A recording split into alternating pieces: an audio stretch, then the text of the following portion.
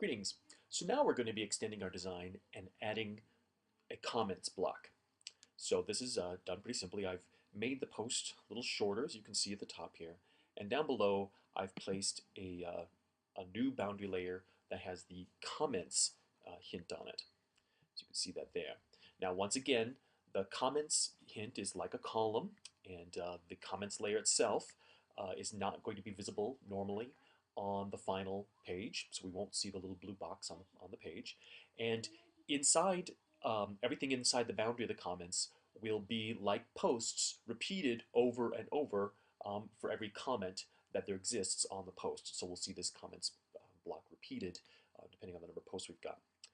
Inside the boundary of this comments block is just some simple layers. There's a little light bulb graphic there that will have accompany each idea that someone posts.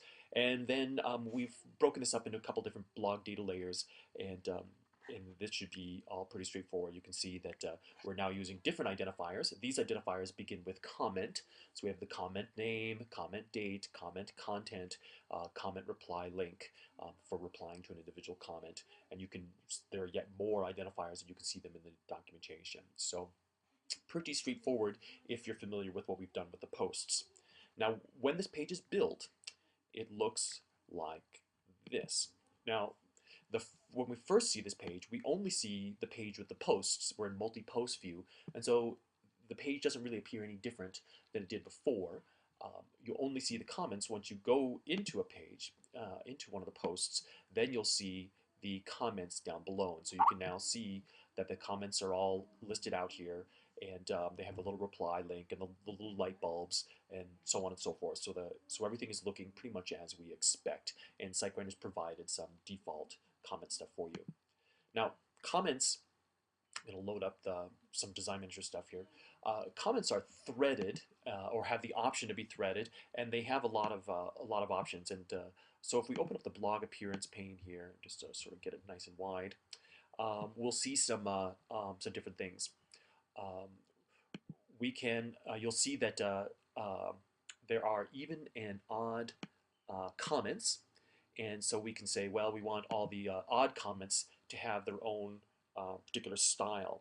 Now, the default comments are threaded, and so you'll also see that there are even and odd thread styles. And as I select these, you can see that SiteGrinder is selecting for example, the even threads, which are 2 even threads, and then it's also selecting the even and odd comments. Once you've got threading going on, it's a little harder to keep track of what is even, what's odd, because they interweave this way. We're mirroring the same way that WordPress does this sort of thing.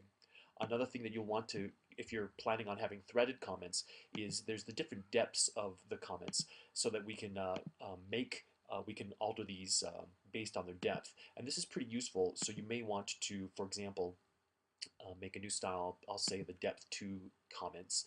I'm going to make a new style and just call it deeper here. And I'm going to add a bit of margin, maybe to the left side of these. So let's move these a little over 15 on the left. So there we go. So now we've padded them out, or maybe make that a little clearer. Use a 25 here. There we go. And so now you can see that if you're looking on the right-hand side, that the deeper comments have now moved a little over to the right. And I can do the same here.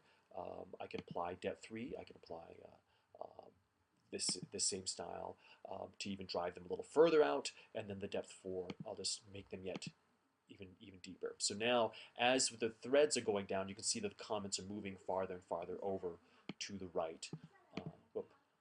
On the right-hand side, so that we're moving them over to the right as we move. We could also change the colors, do all these sorts of things. So there's a lot of different styles you can do here. Comments are configurable, so we can open the comments and we can turn on or off whether or not they're actually going to support threaded comments. So if we turn that off, then the comments are just going to be all displayed, like you see here, flat, and they're not going to be threaded. So there's just the depth the depth things don't do anything anymore, and now you can just turn them even or odd, things like that. Hopefully this has made some sense. There's a lot of stuff to play with in the design manager, but again, we just have the comments block It gives you a comments block. The design manager exposes all the other sorts of things, the even and the odd, the different depths, as well as a lot of the other things that you can set with this. And hopefully this was helpful.